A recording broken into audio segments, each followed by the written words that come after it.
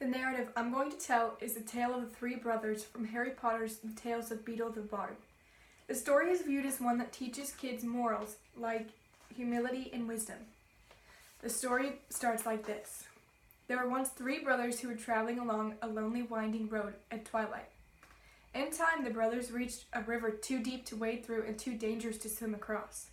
However, these brothers were trained in the magical arts, and so they simply waved their wands and made a bridge appear across the treacherous water. They were halfway across it when they found their paths blocked by a hooded figure, and Death spoke to them.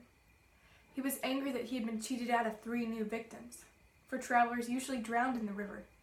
But Death was cunning. He pretended to congratulate the 3 brothers on their magic, and said that they had each earned a prize for having been clever enough to evade him. So the eldest brother, who was a combative man, asked for a wand more powerful than any in existence, a wand that must always win duels for its owner, a wand worthy of a wizard who had conquered death.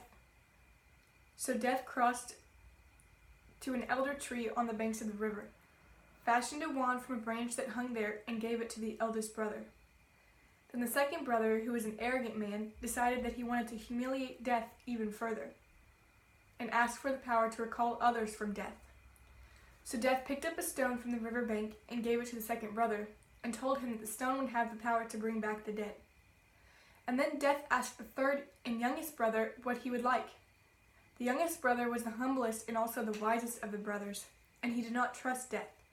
So he asked for something that would enable him to go forth from that place without being followed by Death.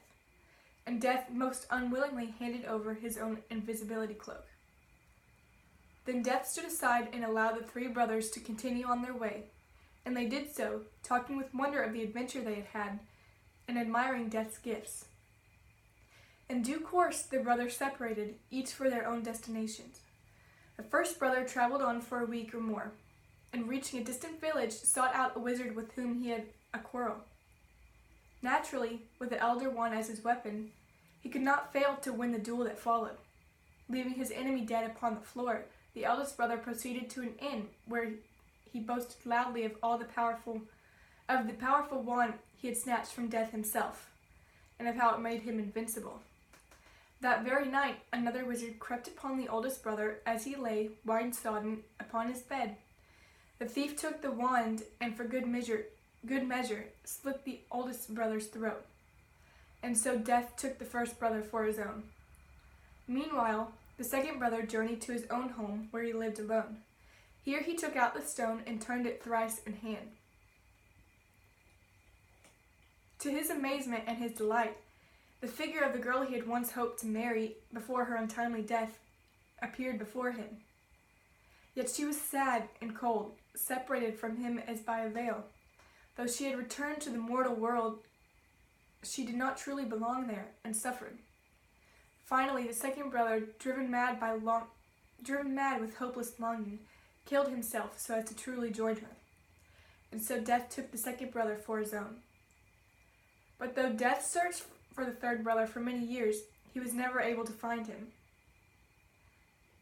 It was only when he had attained a great age that the youngest brother finally took off the invisibility cloak and gave it to his son.